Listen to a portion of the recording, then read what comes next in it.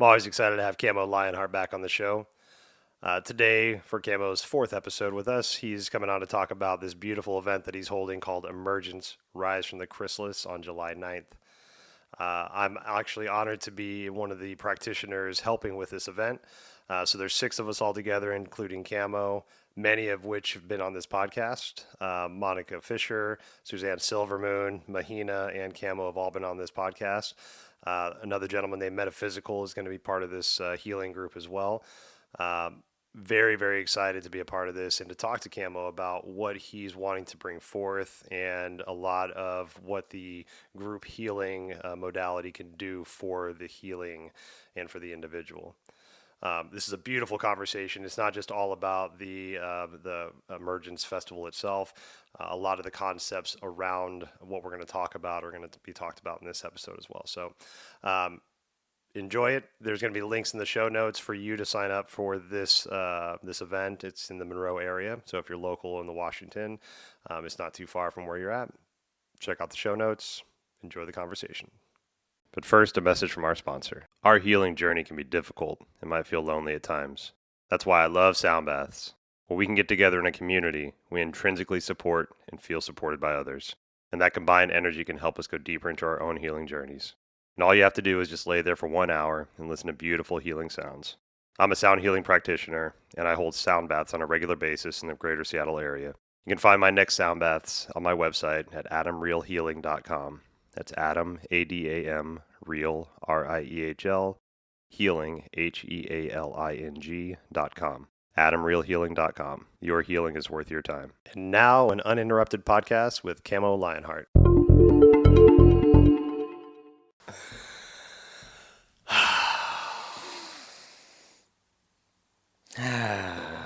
Brother.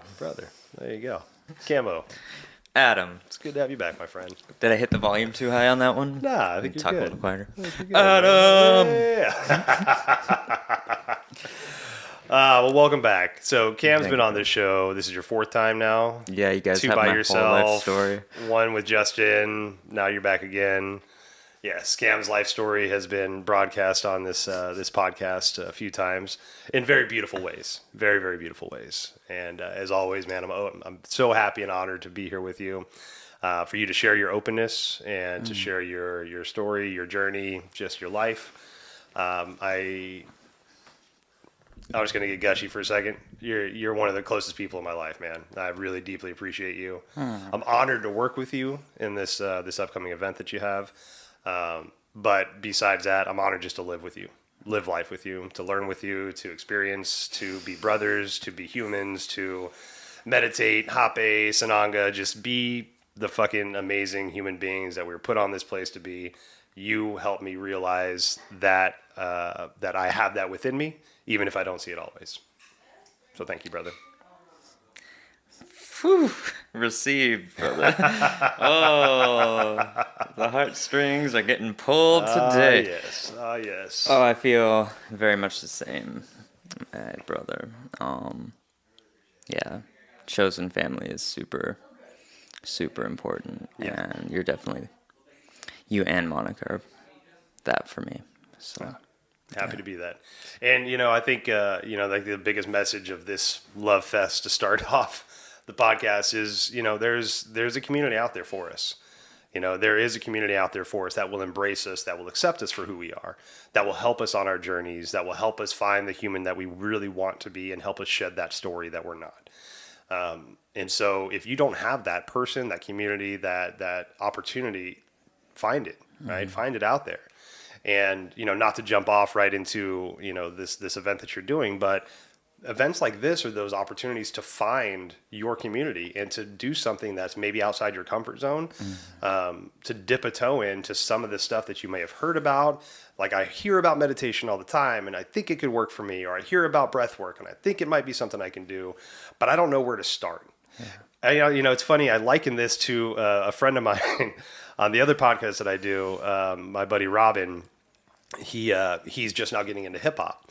And so I've been, peppering him with hip hop, Outkast, all this stuff. And we got to the Wu-Tang and he's like, I don't fucking know where to begin.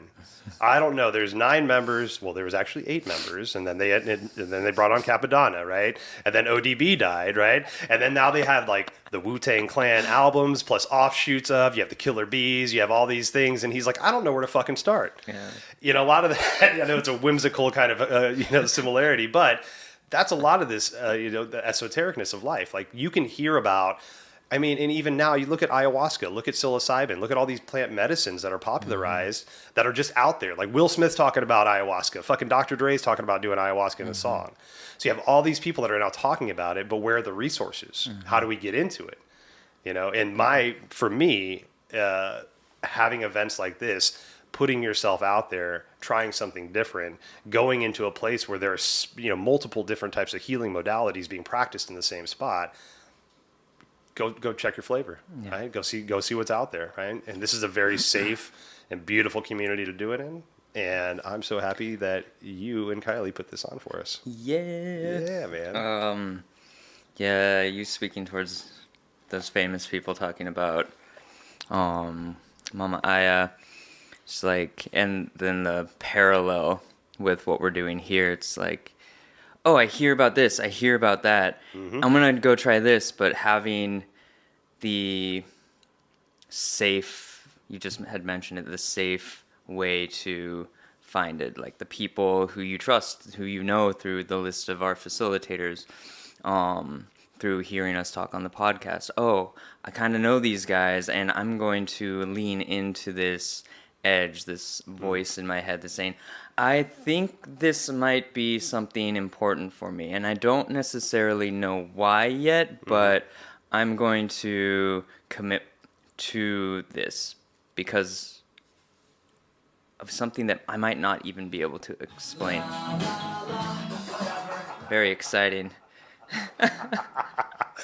Getting all serious, la la la. I mean, we will be celebrating with some music during this event, but really like dropping into a safe container to try these things, to learn about the different modalities available from facilitators who I know and trust, and that in turn you know and trust. Suzanne Silvermoon's been on this podcast, Mahina's been on this podcast, your partner Monica's doing some beautiful food, and we just get to culminate our skills, our knowledge, and our life experience together to share and help our community grow in safe, healthy, conscious ways. Yes. Because that's one of the reasons why I even moved towards men's work so strongly, is because, which is on a different podcast, the one with Justin,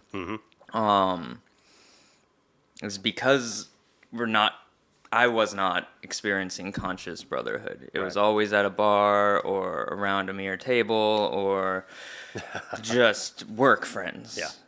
And there's only so much depth available there, and I wanted more. Yeah. There was like that longing for, I know that there's something more out there. I've experienced it personally in my yoga practice, but I feel still isolated. So how can I, and what is it for me that's going to connect me further? Yes. And within that, it took some deep courage and vulnerability. Yeah.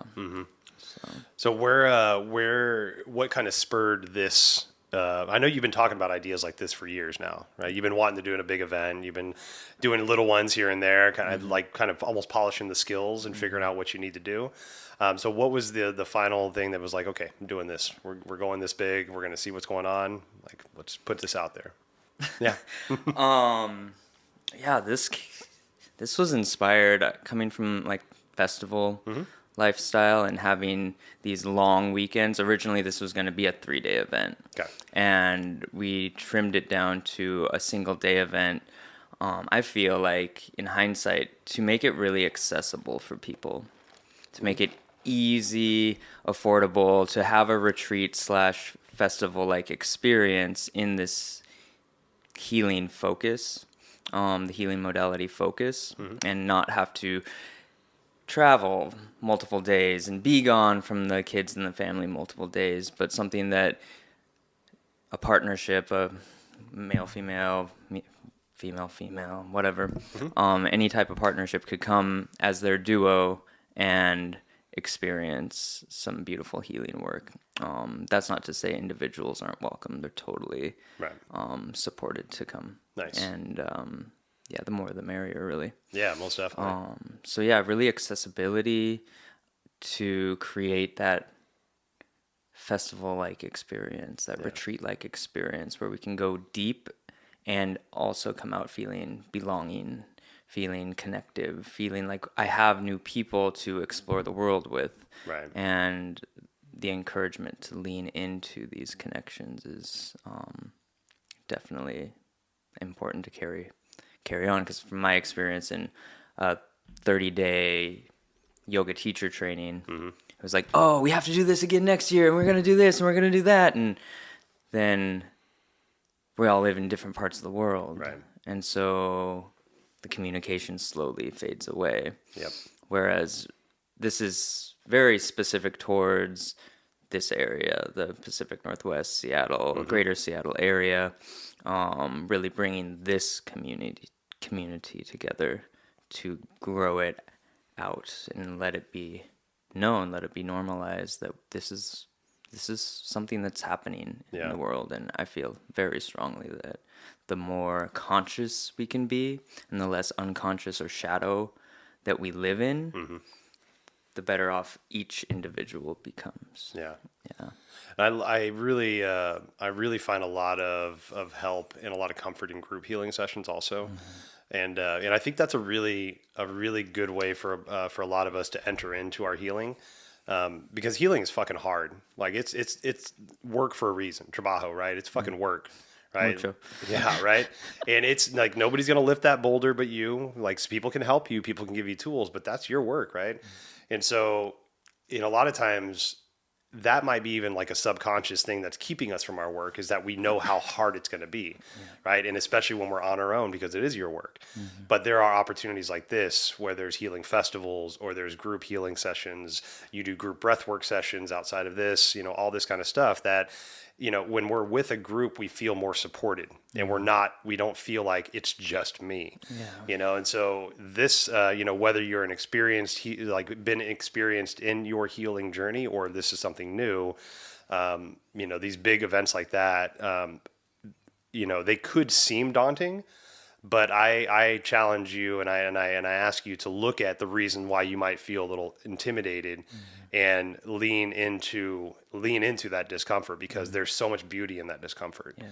And that's an opportunity for you to bring somebody with you too. Like you were saying, it's a singles event or a couples event, whatever mix you want to do. But, it can also be a friend, right? Yeah. Bring a friend with you, right? Have that friend, have support. I do healing, you do sound baths, I do sound baths as well, and when you have, like a lot of times I'll see groups of people coming into those sound baths, sober groups, families, whatever it is, because that group mentality makes the healing that much more special. Yeah. Yeah, definitely. I love my one-on-one work that I do, coaching mostly men. Have definitely worked with women in the past, but there's something beautiful and deep that can happen in those one-on-one sessions. And it's really great for those who are like, I don't know, like I want to, like, I know that there's something more, like I was saying earlier about part of my journey. I know there's something more, but what is it? And for some people, it's easier to drop into the one-on-one and open up a little bit. And then coming back to that vulnerability piece and that courage to step into that vulnerability, like in group healing spaces, especially in safe spaces, like the one we're doing for Emergence Rising from the Chrysalis. There's plenty of other options around the area for weekly support as well. But in those containers, what I've found from speaking to my addictions, my lying in relationships, my most dark, vulnerable, shameful guilt spaces and actions, me dropping in and sharing those in a circle of men or a co-ed circle, those ones like even scarier for me, right? Yeah, because of the judgment. But to go there for myself, when I went to that place and worked the processes that I've worked, and afterwards I got a big hug from everybody. Right. Or when I went there to my deep rage space and that led to sorrow, like Hmm. dry heaving crying to complete surrender, and I had 20 something brothers lift me over their heads and just hold me in my Yeah. melting, relaxed, like surrendered space. The sense of belonging and Mm. connection was infinite. Yeah. Like that, those moments will stay with me forever of Yeah. like, oh, I belong. I am never alone.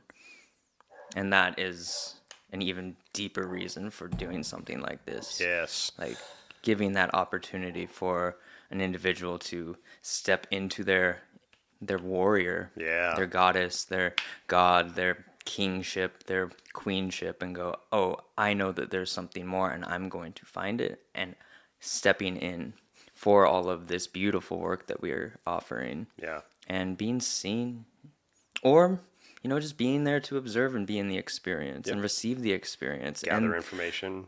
in that way, like when one person heals, and I know I've said this before on here, when one person heals, we all heal. If Yes. you go into a process in a men's call, another brother, I facilitating, heal just as much. Hmm.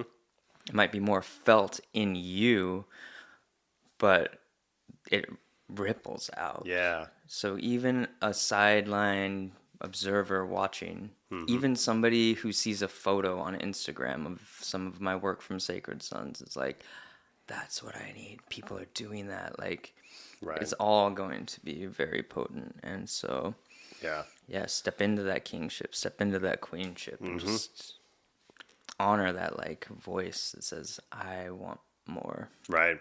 And I don't know about you, but when I first did it, the first couple of these big group sessions, healing sessions, as a participant, not as a practitioner, I was definitely going there for me to do work, right? Like in our men's groups that you hosted not too long ago. You and Justin were hosting men's groups, and like when I went in there with the intention of releasing stuff. I have stuff to work on, things like that. But there's also another side of it that I don't think people really realize until it happens, right? And it's witnessing somebody go through their shit, right? And not in the point of like, okay, call to arms, I'm going to support this brother, sister, this human in front of me. Not that, right? But the idea of like, holy fuck, I've been in that position before. How would I want to be supported? Yeah. How have I not been supported? How have I been maybe mocked because I cried? Yeah. How can I support this human that they're crying? And it allows us to step into this empathic nature that we probably are really naturally adapted to, but have pushed away for whatever reason. And when you witness a human go through an emotional release of trauma, of whatever it is, and then you can show up in some kind of way and help hold that space, whether it's a loving word, a hand on the shoulder, just a gaze through your Zoom lens. That is huge for the person, because I don't think they expect that impact really to be on them, right? Yeah. They expect the impact to be witnessed when they have their release, when they have their thing that they've broken through, Yeah. not the witness of somebody else and be like, holy shit, I've been there. How can I help that person? And that's where the empathy starts. And that's where when we can be more empathic in our own communities, I think, global empathy, I've heard people talk about, is kind of dangerous because we really go towards the stories that we're most familiar with. That's why localized empathy usually works, because we're empathic with our family and friends because we understand their stories.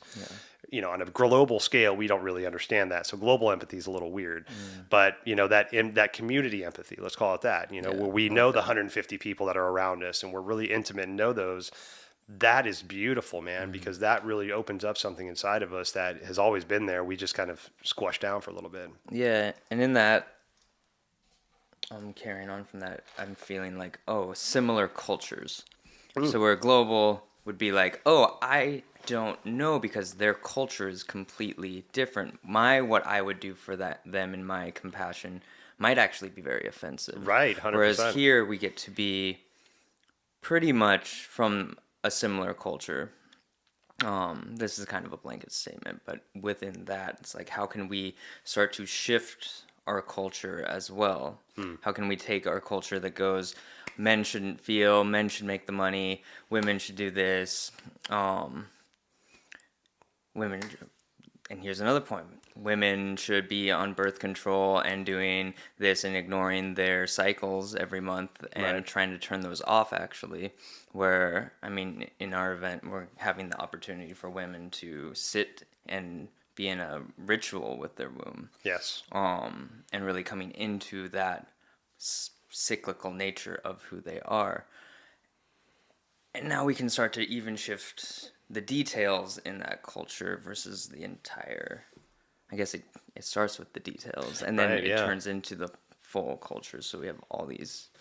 I'm like looking at the flyer right now, like all these cool little details that are all baby steps into shifting how we interact Yes. with each other as a community.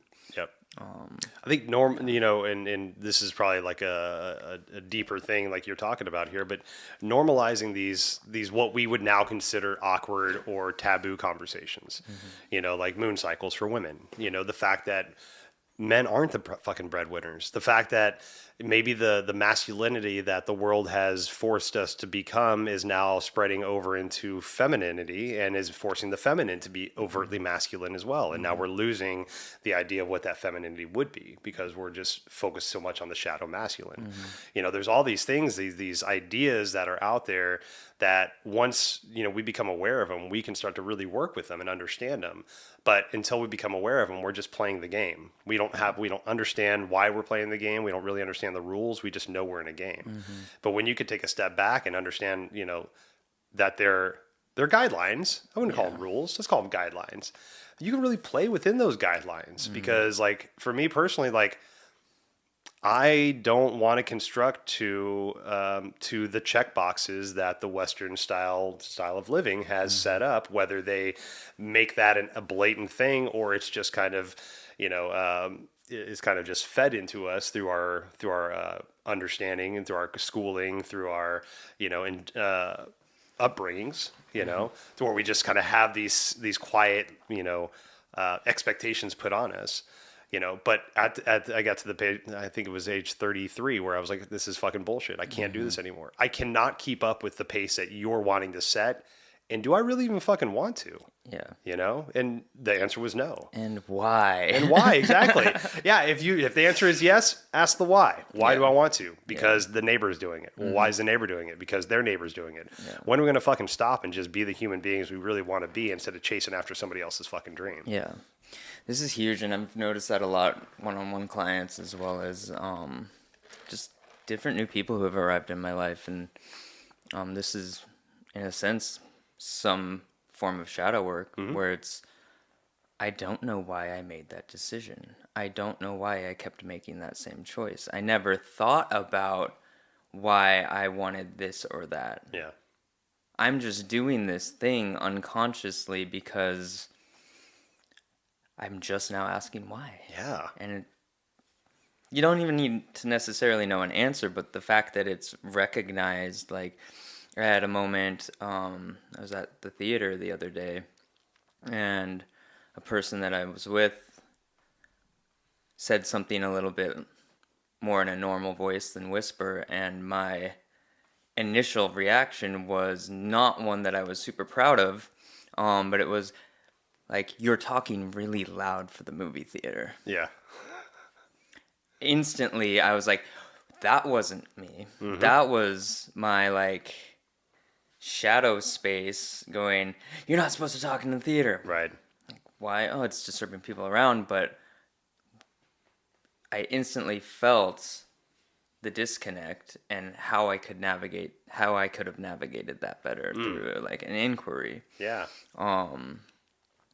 So that's also, like, my shadow showing up, and how do I work with these reactionary things that are just unconscious? Right. Like, I wasn't even present to saying those words. Right.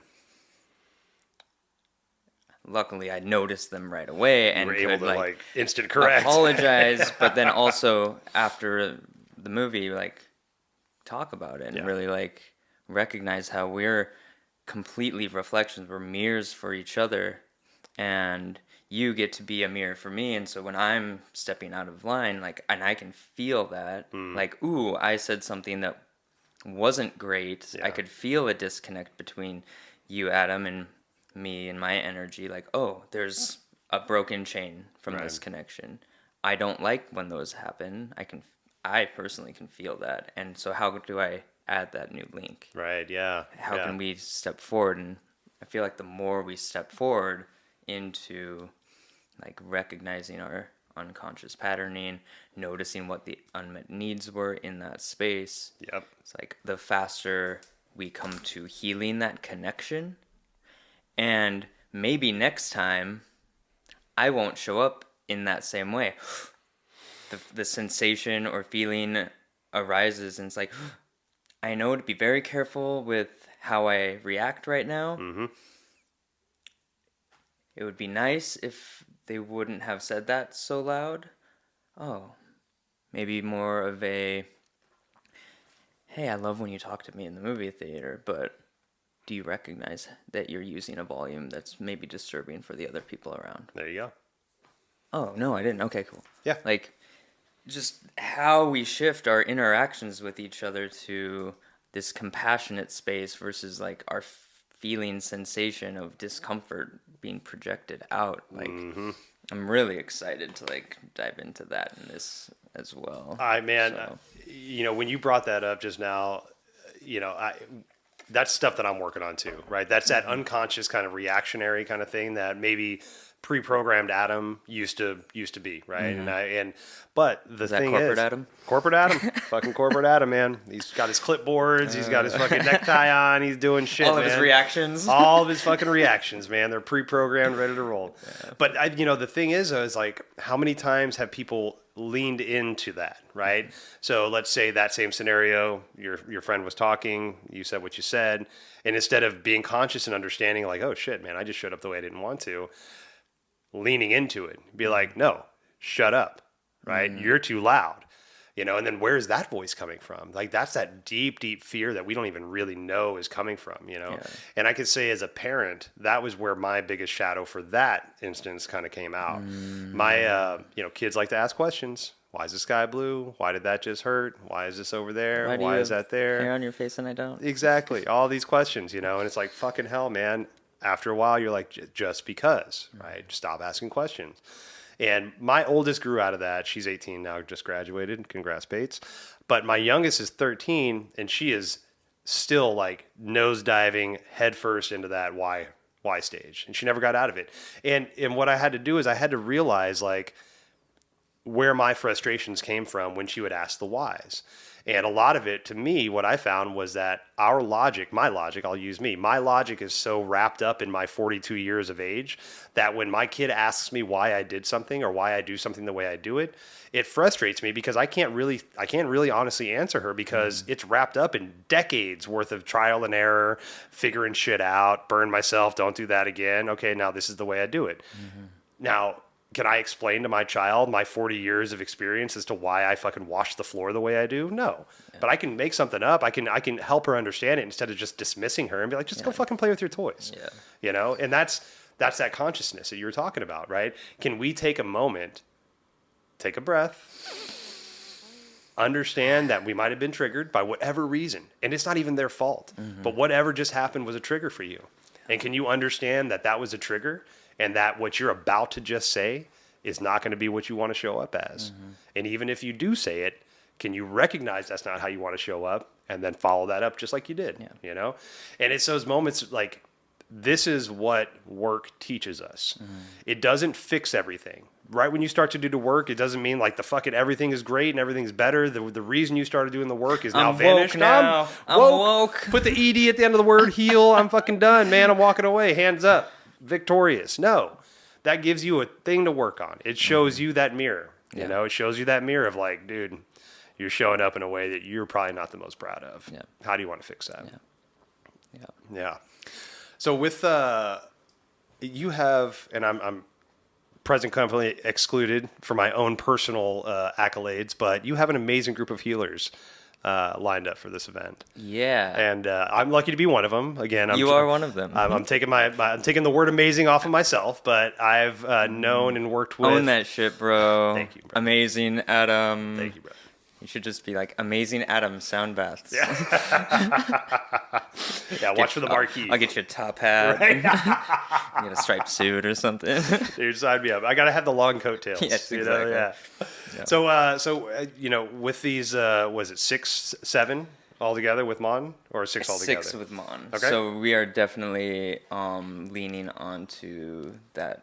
Food is being facilitated by Monica.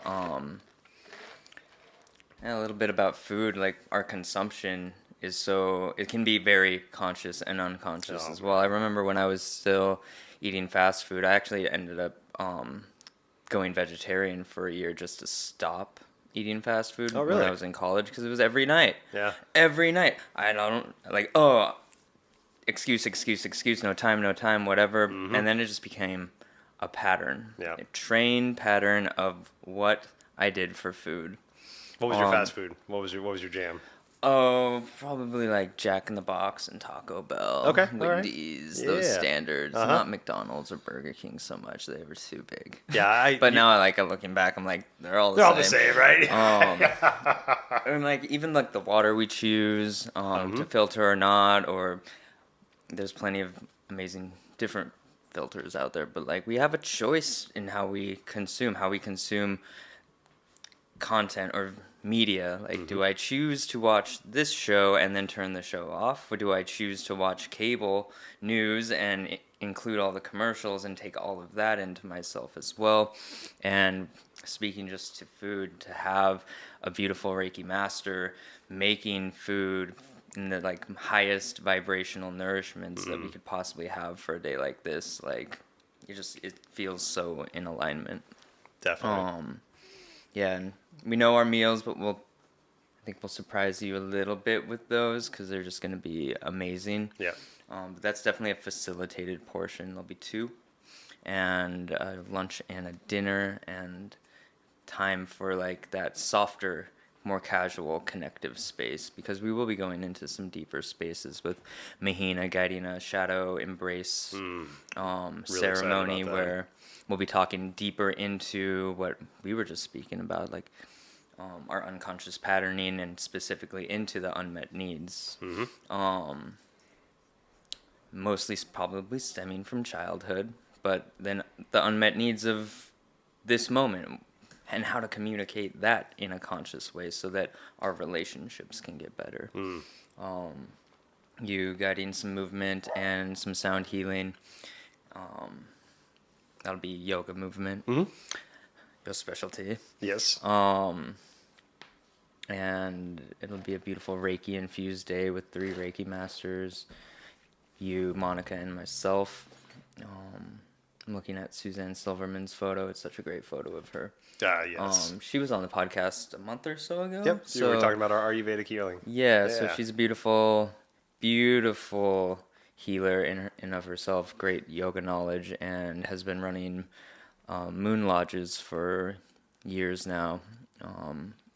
And so that's going to be really nice to have a veteran within that space holding the women, and any non-binary who's feeling drawn towards the feminine that day can join that space. That's beautiful. And then I'll be guiding an Emergent Men's Council, which, it's called Emergence. I'll just speak to what is Emergence. And for me, it's really the allowing of what wants to rise. How do you want to grow?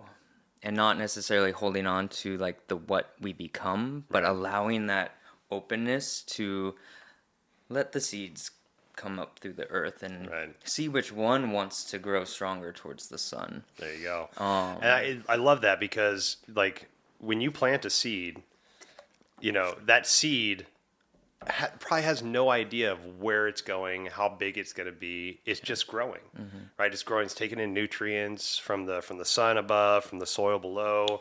It's being shaded by the other trees around it. Mycelium's feeding it, but it doesn't have a goal, right? Whereas like a lot of us, I think in my own terms, like I've always had this goal of what I want to reach. But let's say I reach that. What happens then? Is there just like, cool, congrats, Adam, you've reached that goal? It's like, no, there's something else I'm pushing past with that. And now, am I consciously doing that, or am I unconsciously doing it? Am I doing it just because somebody else is telling me to do it? Or can I just embrace the fact that I'm growing Yeah. and embrace the fact that I'm moving past things that no longer serve me? And it's like, I don't have this goal of, like you said, healed or woke or whatever fucking term you want to put on it, right? It's just the fact that we're growing. We're different than yesterday. Yeah. Like I love on a lot of CrossFit gyms, I see better than yesterday. Yeah. That's all we want. Like I don't have to be, like solve all the goals, create all the things, right? It's just better than yesterday. Yeah. Just a little bit better than yesterday. Yeah. Before I dive further into the emergent men's work, a woman in my cacao breathwork and sound ceremony last night started to talk about or speaking to what's going on for her as her struggle. And she said struggle, and she's like, wait, not that word, on my journey. There you go. And I was like, boom, like, yes, the struggle doesn't have to be real. The struggle doesn't even have to be there. It's just being on the journey. Right. I'm on the journey, and this is my real. This is my reality. I might have an ideal out here somewhere that is like the sun and little sprouts coming up and growing towards the sun, but it might have to wrap around a tree. It might have to do this. And so similarly, when it comes to emergence, and I'll speak specifically to the emergent men's work that I'll be guiding, men's council that I'll be guiding. And this is a deep call to the brothers to lean in. This work's often very female or feminine heavy, or scaled towards those participants. And brothers, lean in. This is a great opportunity to connect, meet a lot of people, and go into some men's council where there'll be some offerings there to see what wants to emerge from us. And I'll hold you, Adam will hold you, we'll be holding you in the space. So, yeah. And we spoke about, I made the comment earlier about how, a lot of our world seems to be a little more masculine and heavy right now. And when we use the terms masculine and feminine, that doesn't mean just men or women, right? Right. As a man, I embody masculine and femininity in me. So do you. So do women embody masculine and femininity, right? And so what we've kind of found over the years is, to lack of a better term, like masculinity is kind of easy. Right? It's easy to be the heavy hand. It's easy to be the anger. It's easy to be the fucking the force. It's a lot harder, I guess harder, maybe not the right term. It's a lot different, a lot more, not as natural for us. So I was gonna go to be that feminine, right? And to be the softer, and to find a way to approach a situation instead of handle the situation, right? Good point. And so, and that's with men and women embracing that masculinity. And so the more we can start to embrace and work hard to understand the feminine side, that's a lot of that work, right? It's easy for me to lose my shit and scream at somebody. That's no problem. I'm a fucking 100% asshole. I can do that easily. It's a lot harder for me to get triggered, sit into that, take my time, catch my breath, and then respond in kind, right? It's hard for me to do that, right? And so that's where my work comes from, is not just leaning into that get fucked mentality. It's okay, let's figure this out, because maybe we're just not hearing each other the way we want to be heard. Maybe we're not presenting our argument or our situation the strongest that we can. So how do we both get to the point to where I have my best version of my point, argument, whatever it is, you have your best, and then we go from there, right? Yeah. But we have that understanding, and we take the time, maybe leaning more towards, again, that femininity than that masculine of just like, do what I say, Yeah, and that drops us back into that shadow work, unmet need, and being able to notice that and learn about that so that we can communicate like, ooh, I just responded really unconsciously because the unmet need of this wasn't there, and can we talk about that? Yeah. So yeah, from that, it's like Mahina and I will actually bring the womb ritual and the emergent men's work back together to start to balance some of that. And we have a beautiful offering for the bringing of the men and the non-binary who want to lean into their masculinity that day, and the females and the non-binary who want to lean into their femininity that day to come together and just begin to balance ourselves, Yeah. like the masculine and feminine within us, Yeah. which will be, I think, really, really beautiful and really powerful. I'm really excited to have you know, more non-binary humans join affinity groups, right? Whether it's a men's group, a women's group, whatever affinity group. And affinity means like specialized groups, right? And I'm really excited because I have this really, and a lot of it's not just me, but you know, I want to understand. And it's a wanting to understand when I think people don't even in that life don't even understand, right? We're walking into a stage of humanity that is being figured out, and as scary as that is, it's also very exciting. You know, very exciting for the fact that we can stop identifying with biological genders, and we can be humans and let the humanity start to open up as far as how we want humans to be accepted and understood, not genders. And again, like I understand biology has given us genders, and I get that, right? That's how a lot of species procreate. But other species don't identify. They don't have identifiers by their genitalia, right? Whereas humans have. And so to get to a point to where finally moving away from that identifiers and awkwardly and cumbersomely moving in and around the ideas of what gender names are going to be. Non-binary is a great one, but you know the he, him, she, hers, they, them, right? You know, we're trying our hardest so to be a part of this area of life, to like create new words, to create new understandings for the sexualities or the non-binaries or just the humanness. As scary and as frustrating as some people might see that as being, that's fucking awesome. Like we are part of this beautiful part of humanity that is understanding a new way to live. Yeah. And how to create the platform for that to be. So with that, like again, I welcome more non-binary folks or whatever genders you represent or recognize as, to be a part of these groups and to share the information, share the struggle, share the love, share the understanding that you're going through, so we can all be a part of this. So the more input, the more community we can create around all of this understanding, I think the more impactful the message will be going out. Right, and that's being seen and heard in community. Yes. Like leaning into that courage, like, oh, I don't know, and Right. oh, I'm gonna show up, and I'm gonna show up Pride Month, proud of who I am. 100%. We're calling this Rising from the Chrysalis because we're going into this container as a whole community, every participant joining, including the facilitators and our host Kylie at Sacred Dwelling.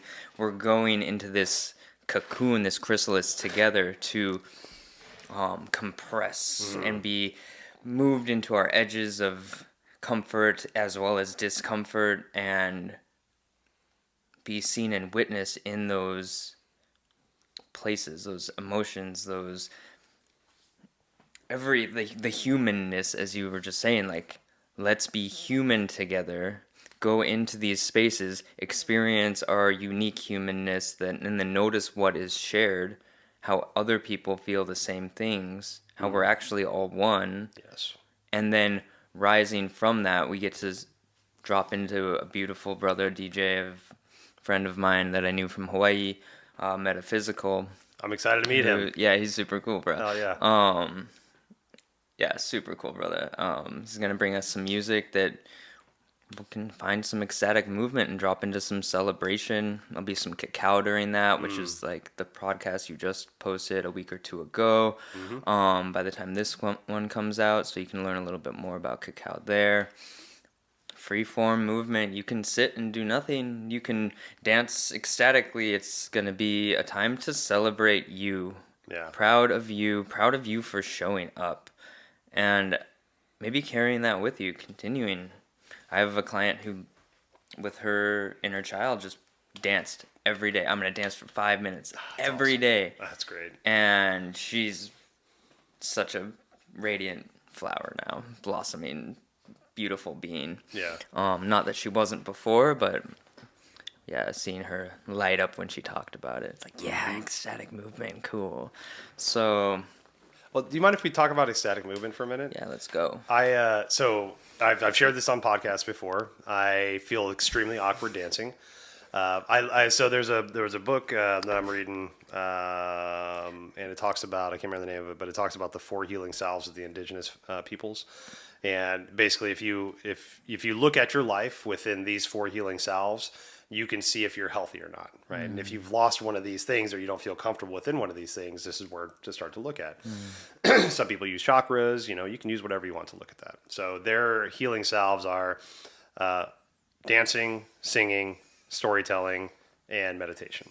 So if you have those 4 things within your constitution, then in their theory, you're healthy.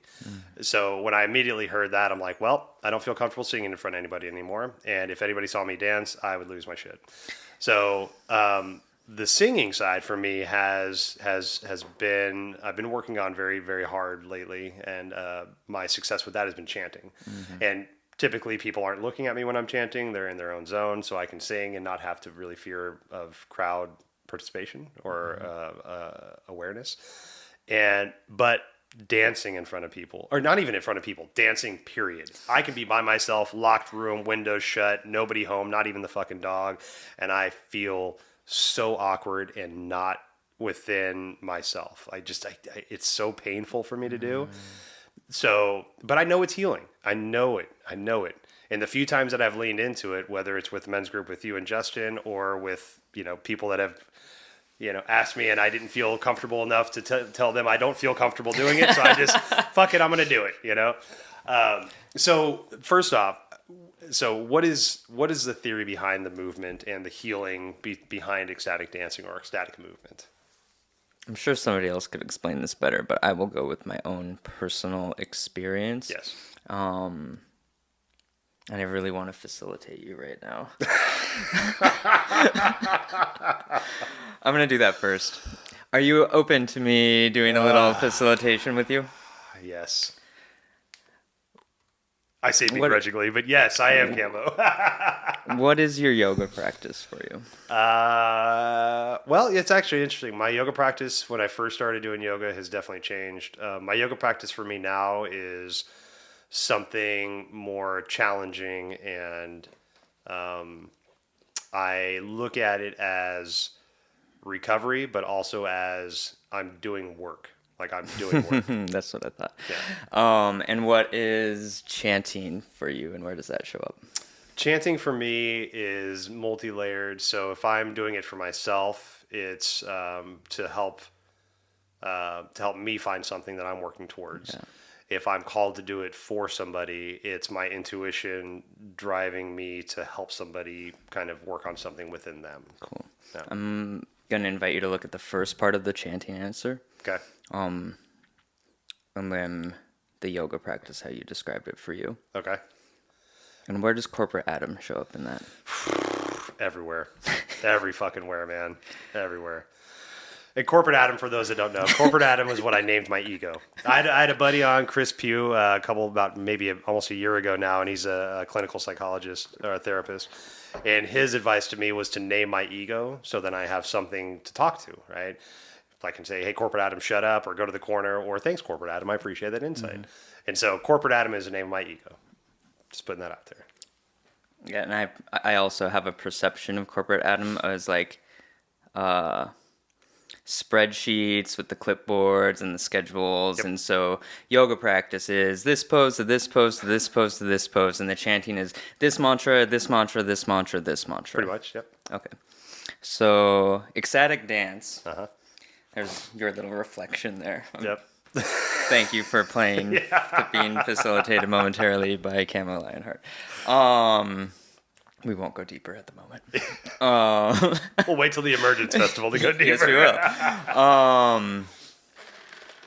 So, for me, ecstatic movement. I call it ecstatic movement in Mm-hmm. the events that I guide because people get really scared of the term dance.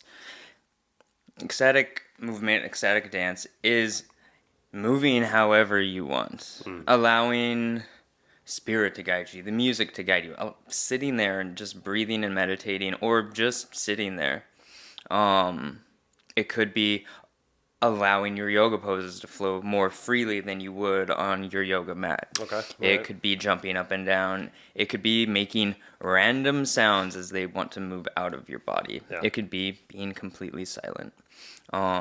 My experience and where I was introduced to ecstatic dance was on the Big Island, Hawaii, at Kalani, the yoga retreat center that I managed the kitchen at for a few years, with a collective couple other folks. That's besides the point. We had ecstatic dance at our retreat center every Sunday, massive hundreds of people. And we had another one on Thursdays up at a different place called Garden Temple. And on the dance floors, there's no talking. You can emote, you can hooey, whatever, like All make right. any sounds you want, but there's no talking. The communication happens non-verbally. Okay. If you want to talk to somebody, invite them to leave the space to talk.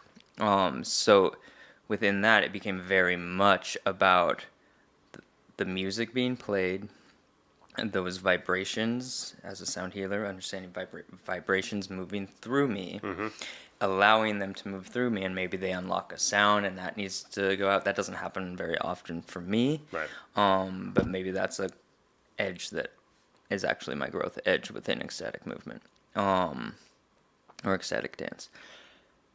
The intention would be to allow your body to move freely, ecstatically, in celebration of, and in the more specific, like weekly ecstatic dances that we have here in the area,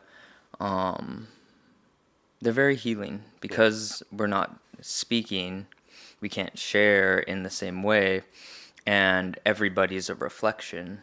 So I can notice when I'm comparing or like wanting to be better at dancing with a partner, or wanting to dance battle this person, or in my competitive nature. It's like, oh, my competitiveness is coming out. Yeah. Interesting. And I'll sit and breathe and take a moment, and then like, oh yeah, this isn't about that. This is just about me being in my movement and coming into that somatic experience. When we're static all the time, Right. or when I'm static all the time, I get sore in certain places. And then looking at the bioenergetics of if I'm slumped over watching TV for an extended period of time, how does that represent my emotional state?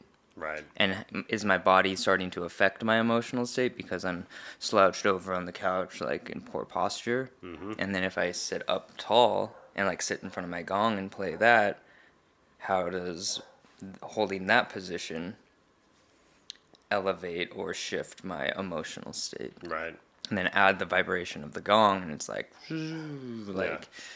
blast off. So I would say there's a vibrational healing that can happen from the music and the beats, that then translates into your movement however it wants to be. It could be a straight up like hatha yoga practice, Right. if you want it to be. Right. Anything is welcomed as long as you're safe within yourself, not harming others around you nor yourself.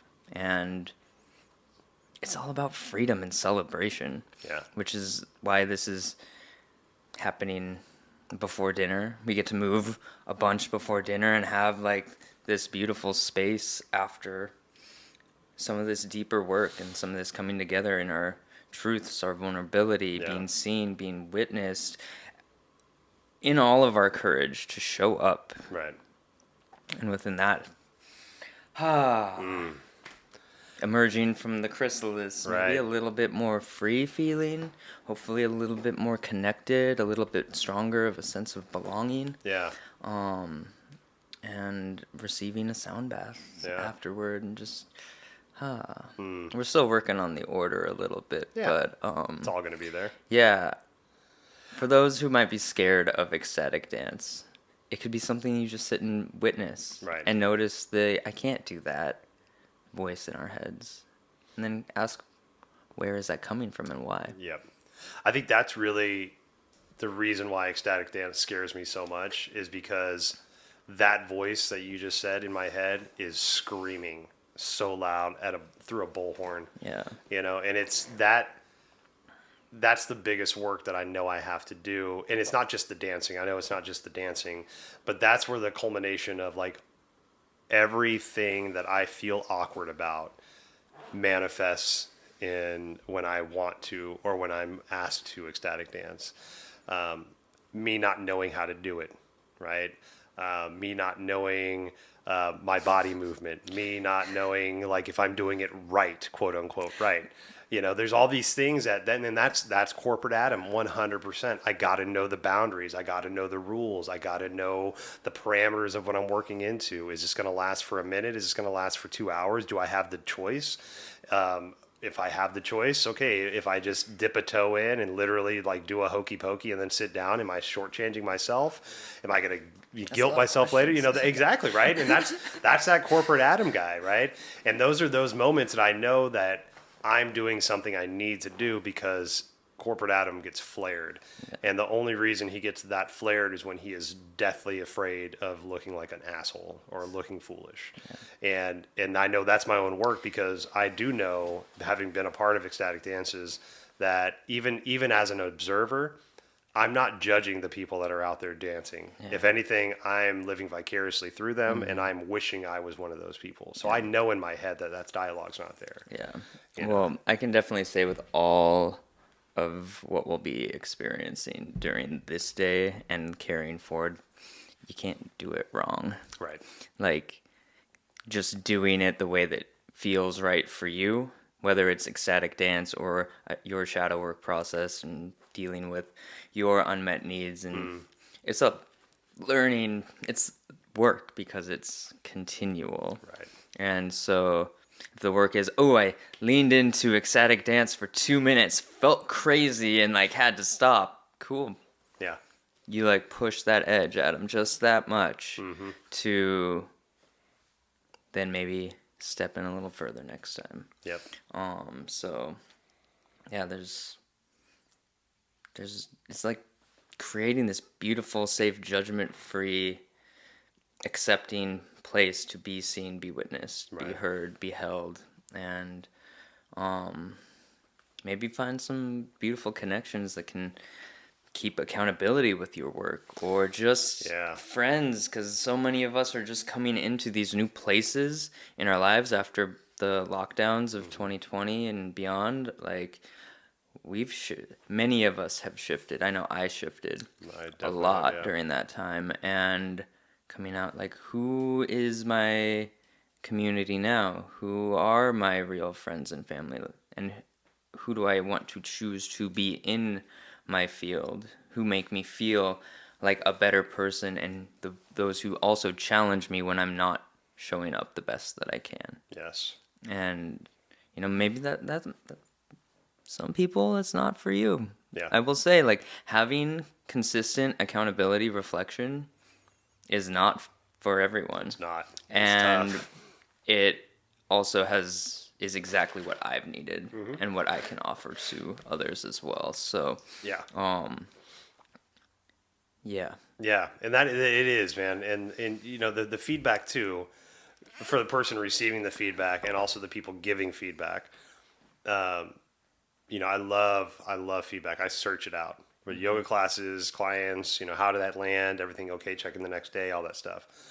But I think the caveat to that is, and again, this is for the person speaking the truth as well as the person receiving the truth. Don't use your truth as a sword, right? Your truth and the way you view it might be your view, but swinging that view with the intention of chopping somebody's head off with your truth is a slippery slope, And so that's, I think, a lot of what this work teaches us is that, being the observer, right? Let's say you're observing somebody going through their moment, right? And you notice judgment start to come into your brain, right? Into your field of view. that's your opportunity, like you said earlier. Look at that judgment. Why am I judging that person? Oh, because I'm afraid that if I go to this moment, that might be me too. And I don't know if I would be comfortable doing that, or somebody would hold the space for me, or whatever that is. So as the observer, watching somebody go through their stuff, again, we talked about this earlier, but that's as much of a growth moment for you, because you get to look at those voices in your head, and all of a sudden it's like, oh my God, I can't believe that person's crying. Oh my God, I can't believe I'm judging that person for crying.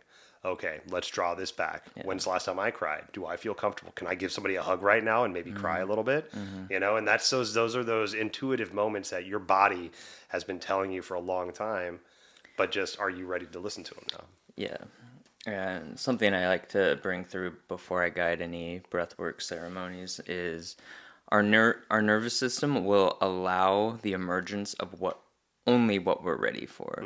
So no matter what we have in our story, what traumas, what mishandlings from our caregivers, what repressed memories might be there, like our nervous system will only allow so much to emerge at once, so that, and that's the stuff that's ready to be handled. That's the opportunity. That's like the portal. Like people would say, like, "Oh, Adam, you triggered me." It's like, "Oh, Adam, you created a gateway for my healing. You created a gateway towards within me by quote unquote triggering me, opening this space up in my body to feel this sensation, and then shadow work. Yeah. Find my unmet need in that moment. Find my inner wounding from my childhood, or any number of different pathways to arrive at a different place of ultimately connection. And these are the tools that I love to offer, and what I feel like will be strongly offered within the space of this emergence rising from the chrysalis gathering, is pathways into a deeper sense of being. And we need that. Yeah. And those can be, those things that we find from ourselves, or we see somebody else find, and that's that inspiration that we continue to move forward. We continue to keep digging. We continue to keep like shining that light. There's, I'm personally excited about this event from a selfish reason. Not only to get to be a part of it and co-facilitate with you, but also I get to experience it. I get to be a part of the breath works. I get to be a part of the cacao ceremonies. I get to be a part of the men's groups. And the ecstatic dance. It's actually called ecstatic movement. And it's, I love being a part of these things, man. From a practitioner's standpoint, and from participants. There's so much healing that can happen with group sessions. And putting yourself into something that's a little scary for you. For me, my biggest growth moments happen when I am terrified of what I'm doing, but I know deep down that it's good for me. And I think that's the chrysalis, right? Exactly. Like, that caterpillar doesn't realize it's going in there to merge something else, right? It thinks it's probably going in there to die, right? It goes into this chrysalis, takes the silk, makes its cocoon, and then however much time later, from all the pressure, from all the change, from all the growth, this beautiful butterfly or moth pops out, right? And that's just this transformation. We transform. We go in with the idea of like, oh, this is it. I'm gonna go to sleep and never wake up again. Yeah. But when you wake up, you're flying. You go from crawling on grass to flying in the fucking trees, man. Yeah. That's dope. I love that. Yes. Yes. I'm like, oh yeah, like letting that old story die, letting the old version of you die, letting corporate Adam die just a little bit more, so that you can fly a little bit more brightly. Yes. Be seen a little bit larger, take up the space that you deserve. Yeah. Like, be seen, be witnessed, or if that's not in alignment, like, do your work and feel that, even if you don't want to be seen. Yeah. Like, how can one step into a greater version of themselves? And can I, as me, Camo, help create spaces and opportunities for that to happen for people? Because ultimately that's why I do everything that I do. Yeah. Within breathwork, yoga, sound healings, this event, which hopefully next year will be a 2-day event. And then a 3-day, and then a week long. Keep growing from there. Yeah, like the call is out there for my brothers, my sisters, my humans, sacred, beautiful beings to join Definitely. us. Yeah. Yeah, and I think one of the analogies that I heard about change, actually a couple little things about change. So there was a study I read not too long ago that said it polled about 1,000 people and said, if you look back 10 years from now, do you think you're the same person? And I would say 70%. I think it was 70% of the people were like, nah, way different. I'm 100% different person than I am now. Different views, different understandings, all that stuff. The second question was, 10 years from now, do you think you'll be the same person? 70% of the people said, yeah, I'm going to be the same human I am now. I figured this out. It's like, really? But okay. So there's that. So we recognize that we change, but we don't think we're going to continue to change. And the other side of that I love is how, change is hard. It's fucking hard, right? It sucks to change. Our brain doesn't like change because it's a pattern making machine. It likes to do the same thing over and over again. Saves energy, all that shit. But we go through the biggest change we will ever go through in our entire lives when we're born. And I've talked about this in the podcast before, but like we're living in our mom's bellies. We're being fed through a tube in our stomachs. We're not using our eyes. We're not using our mouth. We're not using our nose. Right? We're not using them for any of the things that we normally use them for now. Breathing, eating, and all that stuff. Seeing.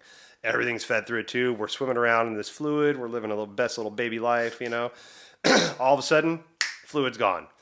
You're upside down. Your head's going through a cave. Everything gets fucking dark. You can't. The tube that once fed you is no longer feeding you. You emerge from this cave screaming and kicking. You're using orifices that you've never used before. The fucking light's bright. You get slapped on the ass, and now you're breathing through your nose, and things are all crazy. But you fucking survived, right? The smallest, most vulnerable you'll ever be in your life. Yeah. And you survived it. You survived the biggest change you'll ever make, right?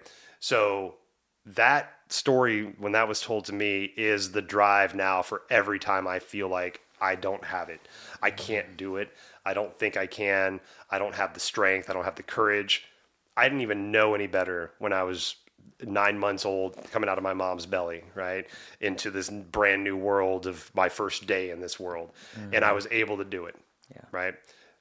Why can't you do that now? Yes, you can. 100% you can. Yeah. It's fucking hard, and it's going to be difficult, and it's going to be challenging, and the end result will probably be one of the most beautiful things you never could have thought would have manifested in your life. Yeah.